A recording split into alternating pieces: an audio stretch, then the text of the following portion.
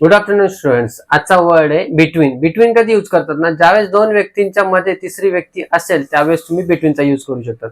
Suppose दोन व्यक्ती आणि त्याच्यामध्ये तिसरी व्यक्ती आहे. Okay, for example A B C समजून घेऊया. ओके, ए आणि सी च्या मध्ये काय असतो मित्रांनो? बी असतो. सो दोन व्यक्ती असेल, दोन गोष्टी असेल, त्याच्यामध्ये जर एखादी व्यक्ती किंवा एखादी वस्तू असेल ना, त्यावेळेस आपण त्याला बिटवीन यूज करू शकतो. फॉर एक्झाम्पल ए बी आणि सी आहे. ओके, सो बी हा ए आणि सी च्या मध्ये आहे ना, त्यावेळेस त्याला आपण बिटवीन यूज करू. Okay, B is between A and C. B is between A and C. एक दोन तीन असेल तर दोन हा एक आणि तीनच्या मध्ये आहे, याला इंग्लिश मध्ये कसं बोलणार? Two is between one and three. Two is between one and three.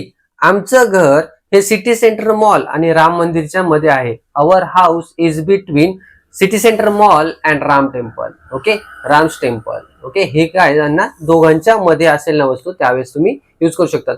मी तुमच्या दोघांच्या मध्ये आहे. I am between both of you. Okay, मी तुमच्या दोघांच्या मध्ये आहे. एक सेंटेन्स इंग्लिश नक्की तुम्ही ट्राय करा मित्रांनो.